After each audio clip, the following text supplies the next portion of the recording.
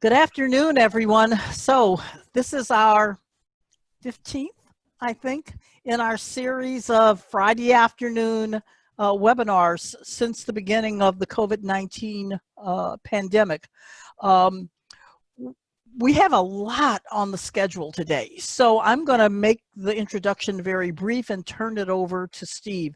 As many of you are aware, things have been happening both in the House of Representatives, the Senate, and I understand now that we actually have a Trump signature on that piece of legislation that just came out just a few hours ago. So Steve is going to go through all of that. He's prepared for all of that, and we're going to follow up on the topic we started last week on cash flow. So a little more on that topic. So you'll find this very, very informative.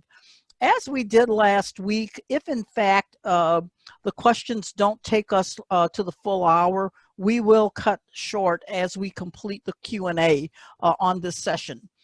So know that we will record it. It will be available to you following the webinar today, and you will have access to both the slides and the recording of the entire webinar, plus the Q&A transcript for any questions that are asked. So I encourage you to use the Q&A tab, write your questions in, we'll answer those live and move forward. So with that said, and I'll turn it over to you, Steve, and you can get going and cover our topics.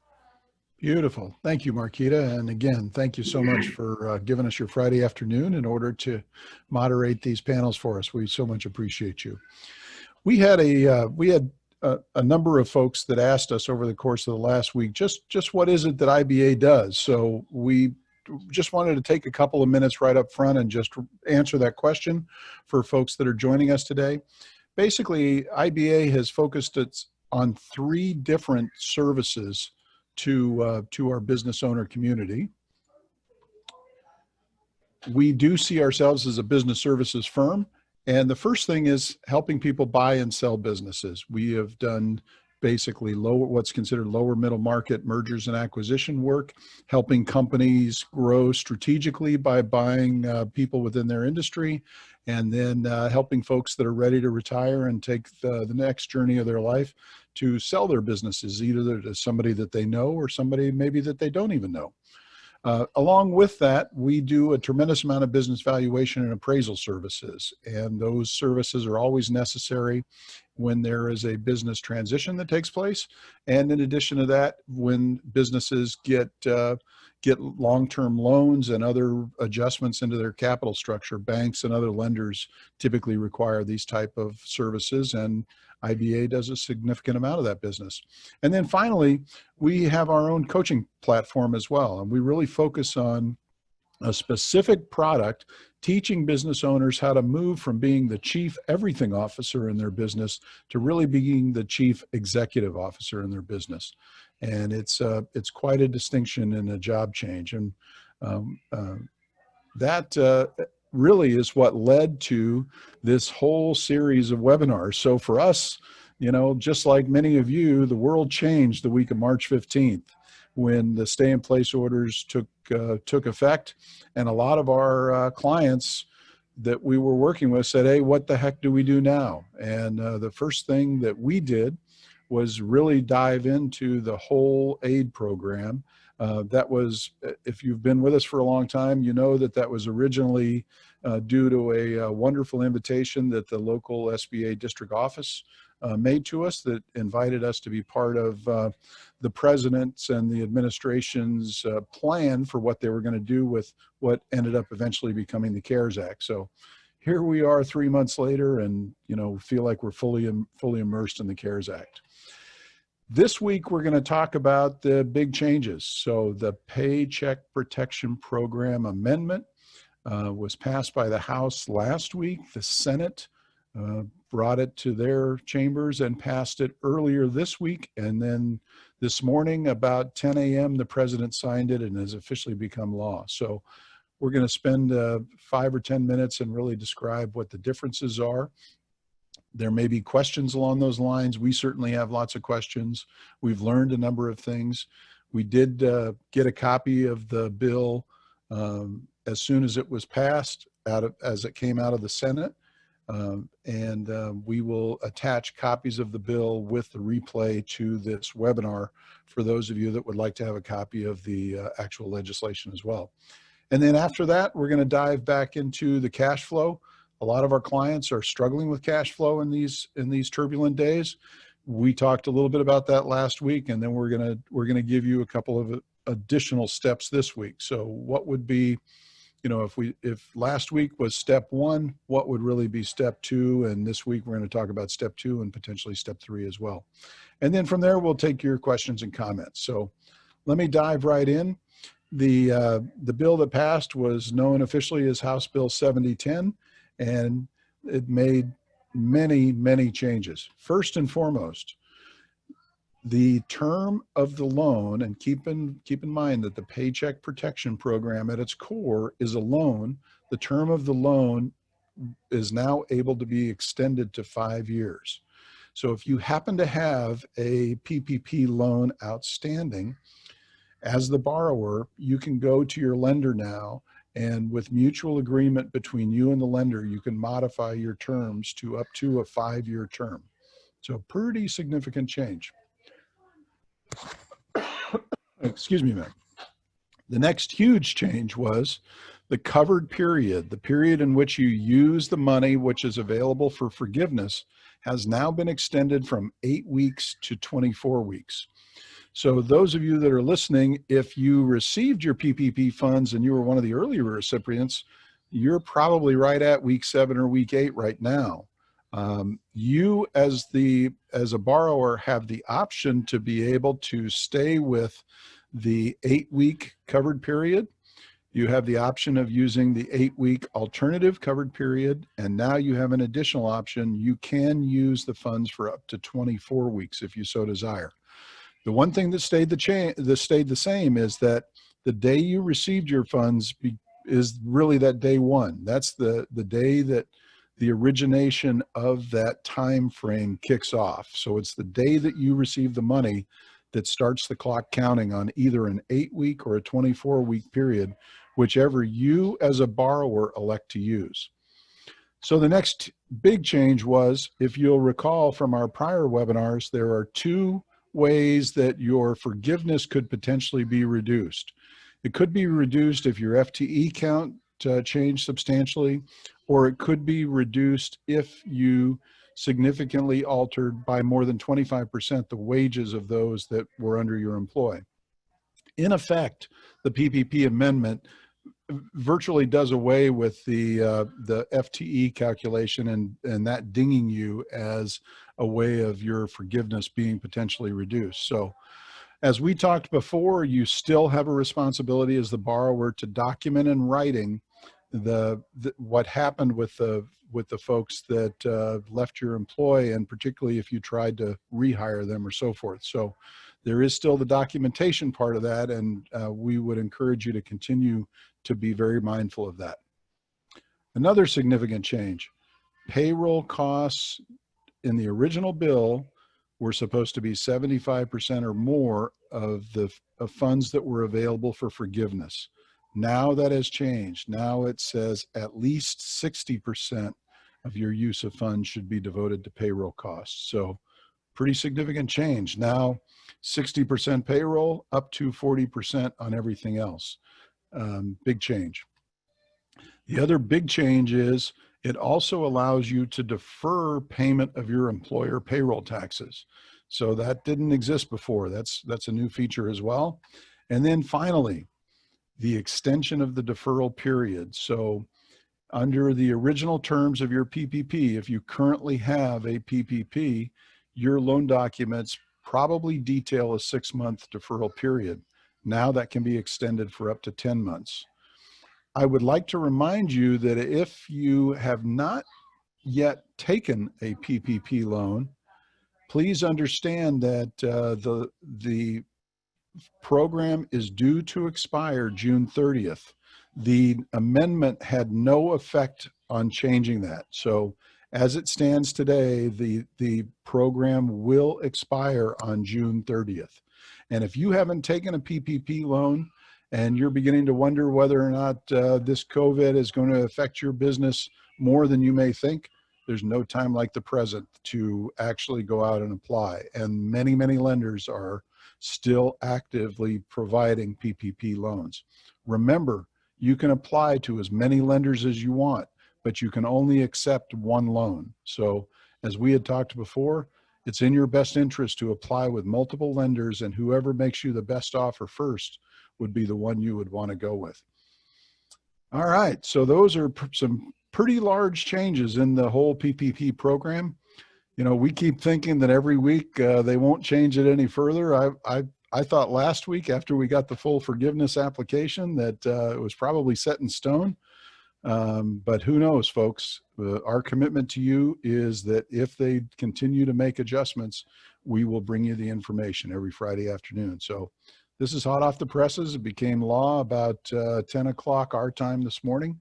And you should now, if you're in the process of using your funds and beginning to think about your forgiveness part, this just kind of reshuffles the deck for you. You got a lot more options now than you had before. So with that, I'm going to dive right into cash flow. So last week we talked about measure, measure, measure. The most important thing you can do as a business owner today is really understand where you are. What is your current liquidity position in your business? And for many businesses, in our experience, business owners are not always measuring that. They're not thinking about that because generally they don't always have worry about what the future may hold in that regard. But you know, we're in a different day. So we gave you the tools last week on how to measure your current liquidity position. If that's unfamiliar to you, please go over to the YouTube channel and replay that portion of the webinar, and you'll be able to see exactly how you can measure what your current position is. This week, we want to emphasize to you, we think very important to raise cash. Keep your cash position at your highest potential position right now. You may, and that's for many reasons. You may have unique opportunities that come your way in the near future that you want to take advantage of. You may have needs. You know, your things may be dry for a while, and you may have needs to have a really good cash position. But you know, they say cash is king, particularly in slowdown periods of time, and we are certainly in the midst of that today. What do we recommend? First and foremost, make sure that you're maximizing the aid that's available to you. So short conversation that I had with a business owner earlier this week, they said, you know, we're doing okay. Things are down a little bit. We're doing okay. We got some PPP funds, but we're just not sure what the future holds. Our recommendation to them was make sure to maximize your cash position. Make sure to apply for all the aid that's available to you. And this was a business owner that was just taking care of one, or just really had only taken advantage of the PPP program as the only area. We invite you to take advantage of all of them. Listen, folks, it's incredibly cheap insurance. So if you take one of these EIDL loans or PPP loans or an express bridge loan, some of these extremely attractive loan programs that are available, or if you just have debt on your business that you'd like to refinance, now is the time to take a traditional SBA loan out and do some traditional debt financing. Loan costs have never been lower in my lifetime. And I have not spoken with any other business professional over the last several weeks who can highlight a point where loan costs were any cheaper than they are now. It's really inexpensive insurance. Take the aid. If you don't need it, put it in the bank. If things begin to improve and you get to where you don't even foresee that you would need it in the future, you can always repay it very quickly. There are no, repayment penalties for any of the aid programs that are available. And just consider the small amount of interest that you might pay for holding the cash is very cheap business insurance to get you through these uncertain times. So rule number one, maximize the amount of aid that's available to you. Rule number two, eliminate any auto debits that are automatically happening in your accounts right now. And this has become a pretty prominent feature in businesses for all business owners over the last 10 years or so. So take a look at all the various auto debits that are coming out of your account and make sure that you need all of those in these unusual times. And if you don't, eliminate those. These are cash drains that you may not even be aware of, that are actually slowly eroding your cash balances. So, put the finger in the dike and stop the bleeding on your cash with some of these auto debits that may be taking place. Now, how do you really get in and raise some cash? Well, we recommend you take a real strong look at your accounts receivable and your inventory. And let me give you an example of that. So here's a balance sheet from one of our clients. And if you think about total current assets are virtually the cash balance of the company. And in this particular instance, if you look at their cash position at the end of December in 2019, they had about a little less than $14,000 in cash, but their total current assets was $670,000. The vast majority of their cash assets were sitting there in their accounts receivable and in their inventory. So how do you convert that back into cash in your cash accounts, cash that you can actually use? We're going to give you a couple of very simple tools and methodologies for doing so. So accounts receivable. This comes from the Department of Commerce. They've studied accounts receivable throughout all industries and all size companies. And it's a proven fact that the longer that you have accounts in your accounts receivable, the less collectible it is. So how do you take advantage of getting cash out of your accounts receivable? Well, first and foremost, get a hold of it. Anybody that's outside of a current position in your accounts receivable. So if your business terms are, our invoices are due within 30 days, and you've got many people that are beyond that 30-day period of time, get on the phone and make sure that they get a phone call from you every day if they're outside of the current range of your billing terms. And you're not dunning them, you're just reminding them. So smile and dial in that regard, and just remind them that they owe you some money. Work on your oldest to your most current. So if you've got people that are beyond 90 days, start with those folks and then work your way back. Because frankly, if they haven't paid you in 90 days, you may want to strongly consider whether that's the type of client you want in the future as well. And then offer to make accommodations. So if they're struggling as well, be empathetic, offer to make accommodations, see if you can find a middle ground that works for both of you, and convert that paper that's sitting on your balance sheet into cash in your accounts. And frankly, when you think about those that are on the long end of your accounts receivable log, do you really recognize that those are the customers that are forcing you to give them a discount? And is that really the high level of discount that you want to give them? So, think through your accounts receivable and what that really means to you as a business.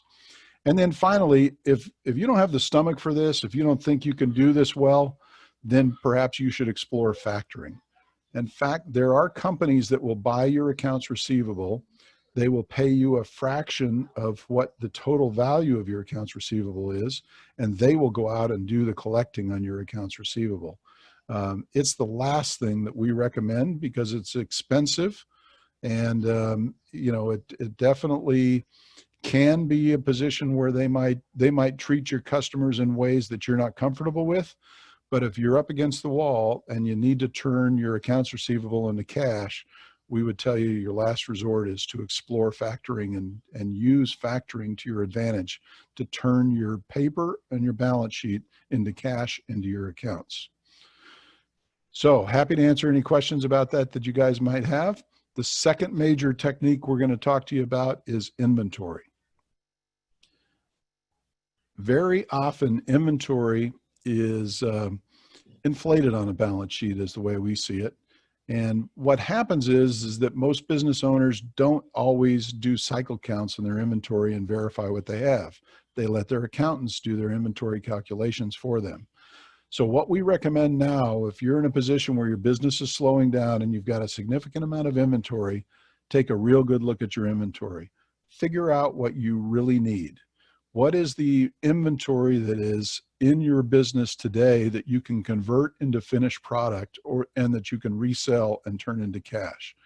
If you've got inventory that has been there for a long time, is old, figure out what can you sell. What portion of your inventory balance can you turn around and sell to others that might be willing to pay you either face value or a discounted value for an inventory that's been sitting on your shelf for a long time, that's just eating up space on your balance sheet but not really giving you the cash that you can use to fuel your business right now. And then finally, if it is old inventory, another alternative you may have is, what can you produce with that inventory? Is there something you can actually turn it into that you can then turn around and sell to your client base? So mobilize your inventory, put your inventory to work. Either produce finished goods that you can sell to others, sell your raw material inventory to others that can actually give you some fraction of the value in there, or figure out a new way that you could potentially use that inventory to produce additional goods and services that you can turn around and sell to your clients. So again, looking back at that balance sheet, this particular client, of their $671,000 in current assets, more than 600,000 of that was in accounts receivable and inventory. Many businesses can take these basically long-term dead assets on their balance sheet and monetize them by effectively managing their accounts receivable and really scrutinizing their inventory and figuring out what they can do with that. So I know I went through that relatively quickly, but hopefully this will give you some fuel for thought and use your creativity. It's no time like the present to do so, and figure out ways that you can put more cash into your business so you're in a better position to begin to survive through this period of time and then thrive when the right opportunities come your way. So finally, I just want to point out to you that we do have an executive coaching program that we call CEO to CEO, Chief Everything Officer to Chief Executive Officer. These fundamentals are things that we talk about as part of a much larger study plan in that group. And if this is something you'd like to learn more about, anybody on our team would be delighted to engage with you and share more details with you. And a couple of other resources here. You can always find us at Innovative BA, where all of our contact information resides, and or at You Don't Know What You Don't Know. So with that, Marquita, I'm going to give the dais back over to you and be available to take any questions that may have come in. Hey, Steve, Marquita, we may want to mention that next week we had planned to have Kim Baker on the webinar with us. She's with Vivid Performance, but she's kind of a business coach, also a little bit different than what we do. It's more around human resources and stuff like that.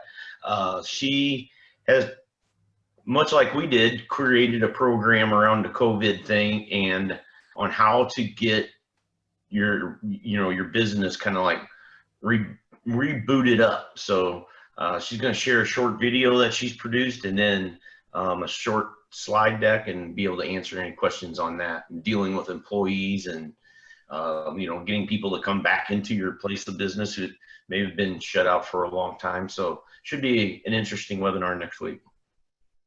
Thanks for that, Terry. That's really good to have that heads up that that's coming. And I'm sure, just as in our cases in the businesses that we run, with each of you who are participants, as we've gone into this pandemic, managing human resources, managing the people has been a huge part of it too, just as managing cash has been a huge part of it. So with that said, let's open it up for questions. I don't have any questions queued right now.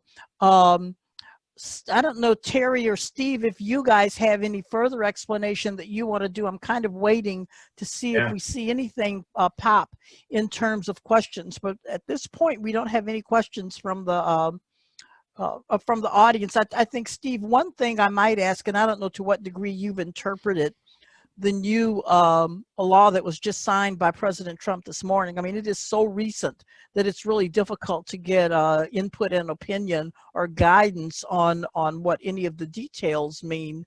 But in terms of making your choices, let's say you were a business who was in on the front end, and you actually received your PPP, and I'm talking PPP specifically, not EIDL, but PPP, you're well on your way and you were actually working your PPP forgiveness calculation and found a need to perhaps adjust a little bit in terms of when you're bringing people back, what you're doing in terms of paying rent, utilities, and that now 40% extra component outside of payroll.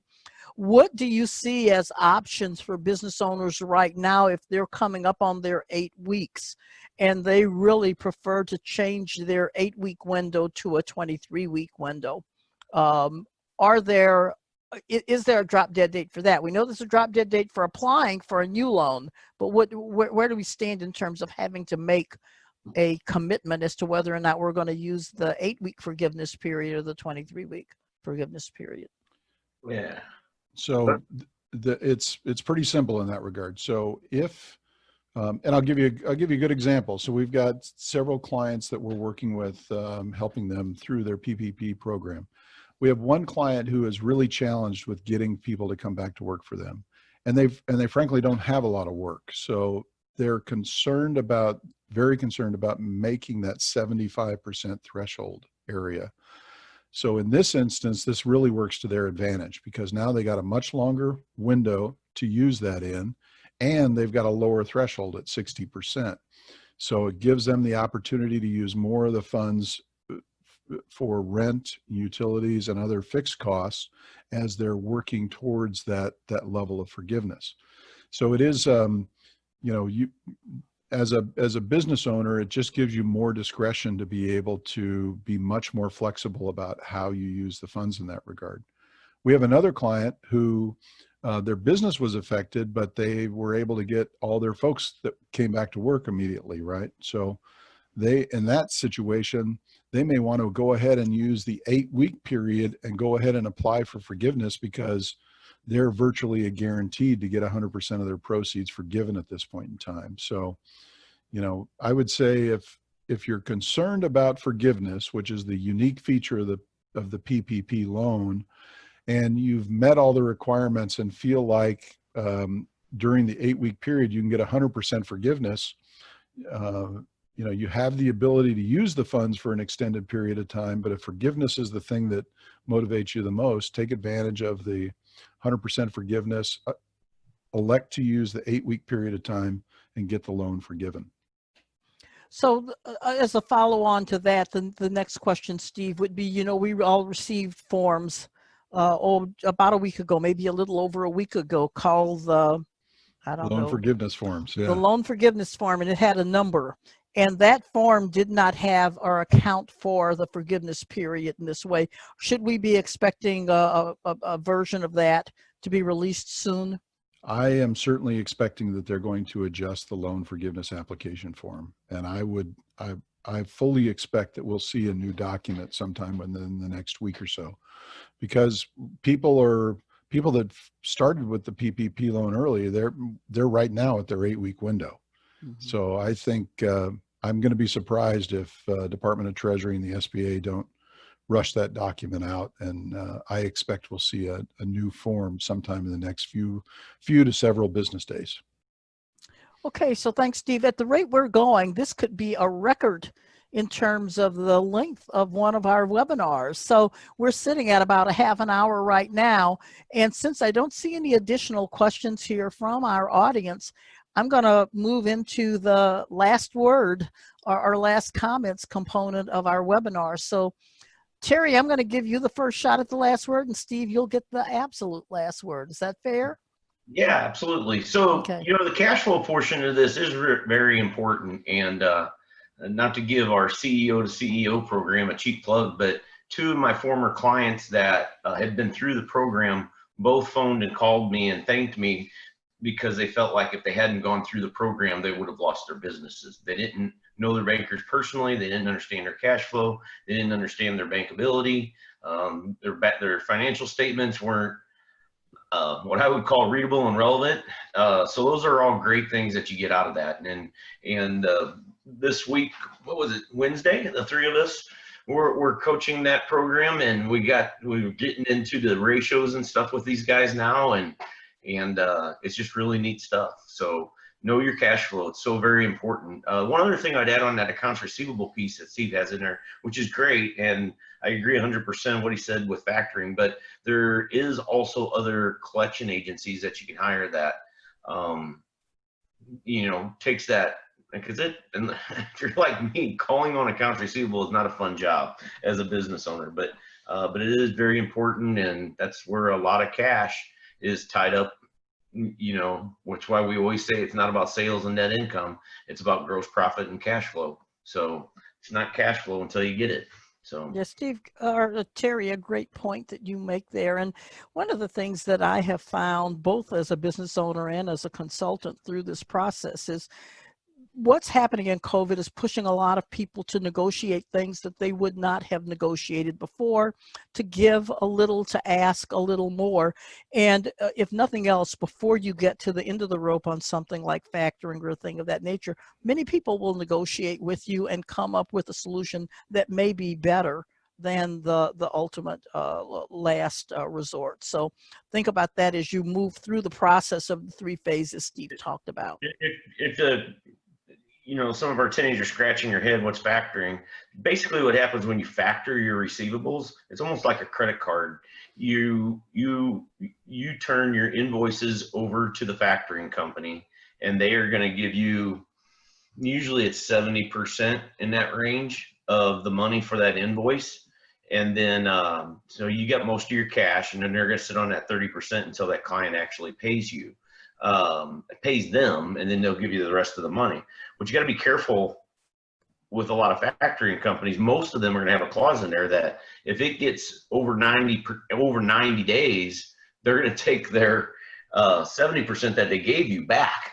So that can be surprising. I've had some experience with factoring before. So if you have any questions on it, give us a call. Good points. So I got Steve, you get the very last word. Well, again, I think we're beginning to open up, and there was good news on the economic front with companies beginning to open up and people beginning to go back to work. All that's great. It's going to take a while. This is not going to turn on a dime.